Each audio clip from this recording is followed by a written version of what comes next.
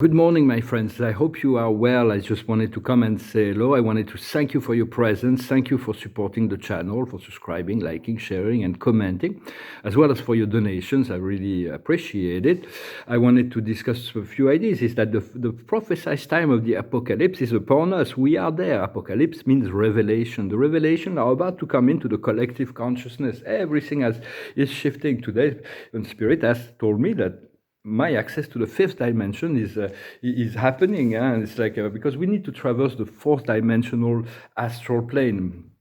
And the astral plane, we have a physical body that belongs to the third dimension. Our organs are in the second dimension. Our cells are in the first dimension.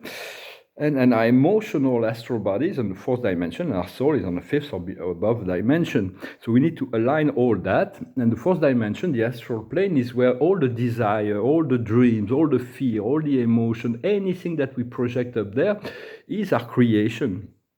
And eventually, there is certain things that come down for education purposes or for enjoyment purposes that we've created up there. And it is the soul that selects what do we manifest in 3D and when. So it is the third dimension. Everything that exists in the third dimension also exists on some planes on the fourth dimension, plus all the imaginary world. All the imaginary world is as real as what we see as real here. And so it is important to, for me, it's like I have the soul connection. And now it's very, there is really, it's like, it doesn't bother me. It's like enclosed within their own reality. But those were beacons for me for light to traverse this fourth dimension. They were beacons. Yet the light at the end of the tunnel may be different light than what we were shown when we traversed the fourth dimension. So. And at some point, I wanted to say that at some point there were so many fears that were created by the subconscious, the collective subconscious in the fourth dimension, that he took a sentient form of a great big snake that was about to destroy the world, like in the old prophecies of Nostradamus and so on, the total destruction of the world. If that would have happened, the world would have been completely destroyed. All the soul would be in the higher self, like, what do we do now? And God would have filter whoever is ready, let the planet regenerate, and then reincarnate only those souls that have attained the level of wisdom and love and compassion. But there was enough compassion, there was enough empathy, there was enough solidarity, there was enough spiritual values within humanity that we changed timeline, and now we're going to have a much softer transition into the physical ascension of the planet, where we're not going to go through this end of the world. Although there's still a lot of tension, we send abundant light, violet fire in the Middle East and Ukraine and all that. But they're really trying to continue their dark agenda. The reptilian, everything was created by the soulless beings that are really have nothing to do with the creator. They're fighting God in every possible way. Yet it is part of the program. I don't know what God will do. All those beings are going to be sent into another dimension when God sees that the program is over. So this snake was so bad, it was so big, it was going to destroy the world. And so the Archangel Michael came down with his sword and went all the way down to the lower fourth dimension and fight the snake, and eventually he cut his head and dissolved a lot. Then Archangel Uriel also did a lot of cleanup. There was the Archons, some dark beings from Andromeda came in and created in the 7th century BC, AD, those hell and power to the Vatican, and so to these dogmas, and it's like the create enslavement, so that souls would have to go through that and reincarnate and be submissive. If you follow our rules, then you'll go to heaven, but if you don't follow our rule, we'll send you to hell. And those were artificial programs. Now we're completely free. All of that has been cleaned up, and so. But when we traverse those lights, don't always remember there is always the light of the Creator and the guides and heaven. But it's very difficult for usually higher spirit do not go below the mid-fourth dimension when the emotions are higher. When the feeling is higher, it's just exceptional. When I end up in those lower frequencies, it's usually my I am presence that comes and pick me up and to show me the way up. Sometimes I know I'm dwelling there. No, it's like just not the truth. It is an illusion, but it's not easy. Sometimes we feel it so strongly. We feel it is the reality. And so, but the guides and the masters usually, unless they are called for, they usually won't go into certain third dimension, fourth, lower fourth. They'll stay on the upper fourth and fifth and sixth, seventh. So, but sometimes we can be rescued when we are dragged in by certain egregores or demonic entities. There was the master taught. He said when he does his ascension, there were Cerbers that are ready to devour his soul. So he needs to find the right angle and curves, the right point of view and non-point of view in order to navigate through that process.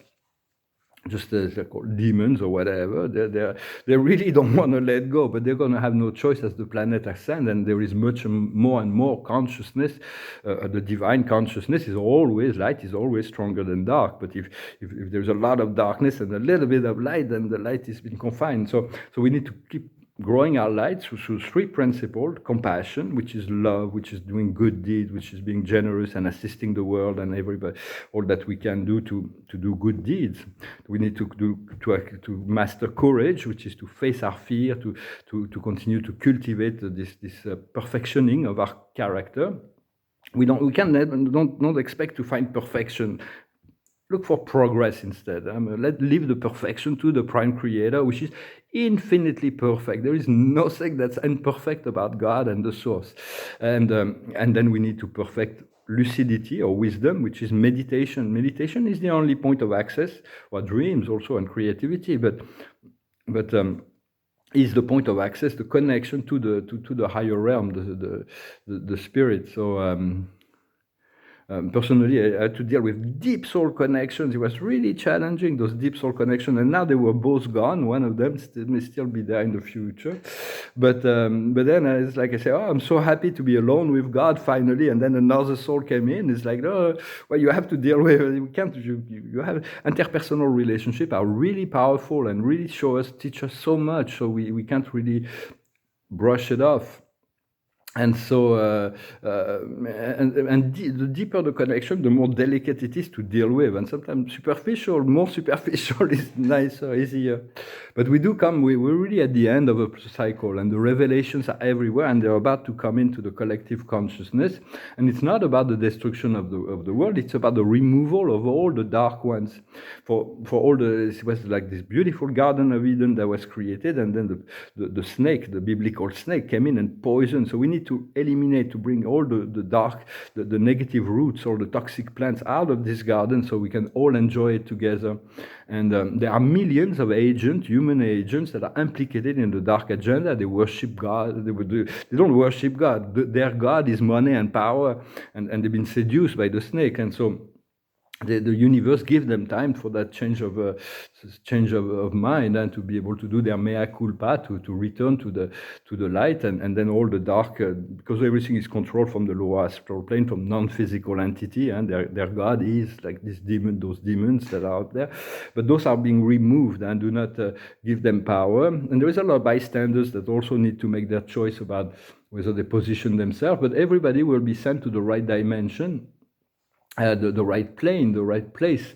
There's trillions of planets, physical planet in this grand universe, and there is all kinds of non-physical existence also so it is very vast, and the kingdom of God is so vast. We just need to find our own place, our own throne, to be seated within our I am presence, within our power, and to be just, to be fair, to be loving, to be kind, and to be wise. And like a philosopher said, I'm not really sure who it was, maybe Seneca.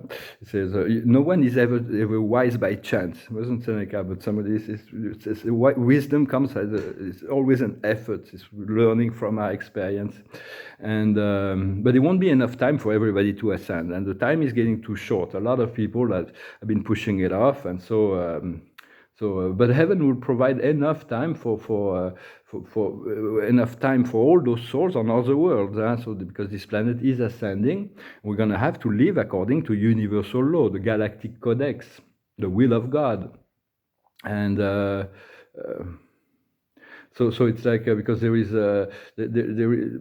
Aristotle was saying, not Aristotician, but he did say some interesting things. Is that it's not enough to end the war; you have to organize the peace. For it's like all those governments in the world are ruled by Draco-reptilian consciousness and oppression and self-serving purposes, but they cannot really be removed until there is enough light beings to move into the transition phase. And I think that's really getting close now, for with an abundant violet fire and light to the Middle East and to Ukraine and all those places that are still suffering, so that this violet light will bring, from our intention, we can ask Archangel Zadkiel, Lady Amethyst, Master Saint Germain, Lady Portia. Also, they're working on this violet fire frequency.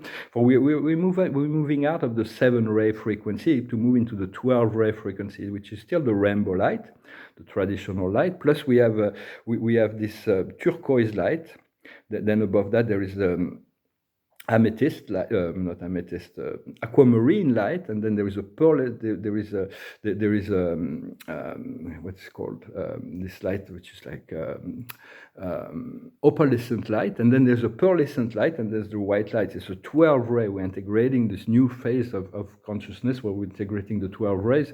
So we do want to send this violet fire into everywhere, so that consciousness rise, and it protects also those who are bystanders within those that may live in this area. And but I've been returning to optimism in relationship to my soul connection. It's like I know that they're still here, but they're very everything is like I might have lost some connections, but that's okay. It's always been replaced. And the collective of humanity showed enough compassion, enough lucidity, enough love. Maybe not lucidity yet, but enough solidarity, enough compassion to deserve to not be extinguished by those darker programs. And little by little, most of the light workers we're becoming more intelligent than all those demons and dark entity. We don't fall prey to those temptations. So always seek progress, and rather than perfection, move by step. And the most important work that we can do for the collective is our inner work. The more we do our inner work, the lighter it will be for the collective. It's not other actions. Other action will anchor things, but it's really about the inner work. We're really understanding that the 4th dimension that we need to traverse comprise all the dreams of all beings, as well as all the nightmares. But we're not faced with all that. We're just facing with what God thinks it will be useful for our evolution. But traversing this zone can be challenging, but that's the only way to the paradise that we're seeking, the 5th dimension. Well, I hope this message was interesting for you. I'm going to pull a few cards, so just hang in there, and we're going to see great change. We're going to have to be solidly anchored. The more we are anchored within our inner light, the easier will be when the great revelation comes in, and they're ready to come in, and they've been coming in, but it's like now we're getting to a crescendo. The highest wisdom is nothing is better than your home, to feel good in your body, to feel good in your environment, to seek out to create a beautiful environment, even on the astral plane at first. If you don't have it, for me, I know it's all being created on the astral plane, on the upper planes. And eventually, I know it's going to come down now. It's just like there's no reason to doubt that it will come down. And God says the time is good now. So for this presence of God is universal. It's everywhere. It is within all beings. Except the reptilians, maybe the Draco-reptilians, they're like empty shells, just mental beings. And for that we need to, but do not worry about them. Just continue to cultivate your light, call on the Christ, call on any ascended master, an archangel when you need it. Sometimes it is easier because the presence of the Creator is often silent until we reach that frequencies, but the spirits and your guides will be able to assist you. We have to remove ourselves from persecution and inquisition. The time of martyrdom is over. We're moving into this Aquarian age. It's the age of angels. So the angels are getting closer. As we do that, we achieve forgiveness for ourselves and others. We're able to let go. As long as we don't forgive, we are trapped within within a lower egregore. So we do need to forgive ourselves for all the mistakes, imaginary and real, and all the transgression, imaginary and real, and for others, all the transgression, imaginary and real. For sometimes a lot of things is another philosopher, I think it was Seneca this time, he said we suffer so much more from our imagination than from reality. The card of the day is the last laugh. Take things with humor. We'll see who laughs the last. It's like if you're true to yourself, just continue to hold on to, even if it's not matched and mirrored by the other world, just continue to utilize humor to discharge this. Don't take things so seriously. Everything is very serious. Every detail is important, but we do not want to take it seriously because it is just a process and an experience. An experience in physicality. I'm going to pull one more card. And here we have experiencing. It is the card of virtue. It is the card of connection. It is the card of, we need to continue to cultivate the virtues. It doesn't mean that we do need to master the vices as well. We cannot master the virtue if we don't master the vices. It's very important to know both sides of the coin and to accept both sides of the coin, yet not to let the darkness, our lower form, our lower bodies, our lower passion, to dominate ourselves. And so it's like, it's very much about connecting also to the natural world. There is like this morning I connected to all the plant kingdoms. It was really nice, and be prepared for the tower to. It's like a great cleansing up. Everything is going to be shattered. So it's like you have this beautiful home and you have this furniture that's no longer. It's like old and it's like you want to get rid of it. So you order. There is a new furniture that's been ordered that's going to be delivered. But before you do that, you got to get rid of all the furniture. So the house is not really comfortable. You have to give the time to yourself for healing, to be alone, to heal, and then the new furniture will come in and your house will be comfortable. And then we're going to come into the understanding, the freedom. There's a great deal of understanding and freedom. It's also about enjoying the passion, the passion, the sexual passion as well. But it's about always not. It's like sipping on top of a lake. You don't dive into the mud on the bottom of the lake. Just stay on top of the lake. Enjoy the best of what life has to offer. And so I'm going to finish with a song. I thank you so very much. I thank you for liking, sharing, commenting, subscribing, and I thank you for your donations. If you want a private session, you can send me an email. I'm going to finish with a song. It's a song that went through my mind. It's a kind of a romantic song. It's about the promises we make from the cradle to the grave, and the promises we break from the cradle to the grave. So it's about being in the now, to be sensitive and receptive, to be able to let go of those things that may have had meaning for us at some point. There was just beacon in the darkness. Now we're going to move into the light and everything that we need will be there. It's called All I Want Is You. You say you want diamonds on the ring of gold. You say you want your story to remain untold. But all the promises we make from the cradle to the grave, when all I want is you. You say you'll give me a highway with no one on it, treasures just to look upon it, all the riches in the night. You say you'll give me eyes in the moon of blindness, a river in the time of dryness, a harbor in the tempest. But all the promises we make from the cradle to the grave, when all I want is you. You say you want your love to work out right, to last with me through the night. You say you want diamonds on a ring of gold, your story to remain untold, your love not to grow cold. But all the promises we break from the cradle to the grave, when all I want is you. You, all I want is you. All I want is you. All I want is you.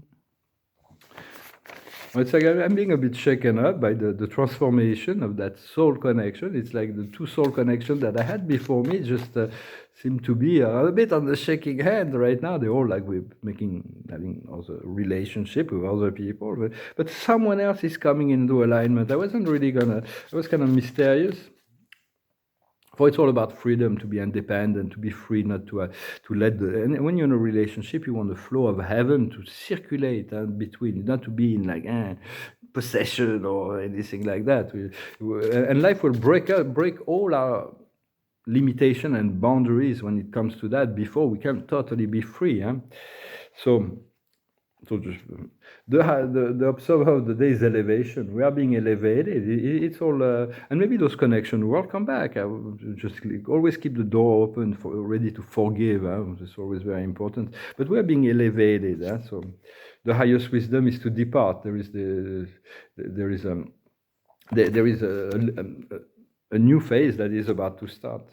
What we need to understand is listening, is about hearing the voice of the heart, hearing the messages from that comes from the collective I am presence, the mirror of life, to listen to the whisper of the spirit within our mind, to be really in the receptive mode and to listen. What we need to do is indulgence. We still have to clear up all those 3D things before we can actually be free. So do not be too indulgent. Continue to work on your progress, not seeking perfection, because everything has two sides. So it's like as soon as you make an affirmation that you're there, life will show you the other side. And so just accept that it's a dance, we're growing and to accept. And the outcome will be reconciliation. But maybe there is hope for me for those relationships with me after all, reconciliation.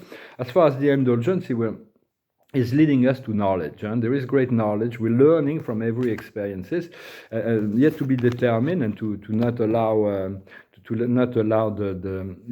the ignorant part of ourselves. We have to utilize an ignorant part of ourselves, the shadow part of ourselves, because when we go deep, we have deep soul connection. You see all the light of the beauty and the love that connects us to that soul, that person. But you also see the shadow aspect, and so it is important to accept and integrate both sides, yet to utilize the darker. God utilizes the darker part, the soul of the soul, the inferior part, the weak part, the shadow part. We need to use that for our growth and evolution, not to be dominated by it. Well, I hope this message was interesting for you. I thank you so very much for liking, sharing, commenting, and subscribing. I thank you for your donations, and I'll talk to you later. Namaste.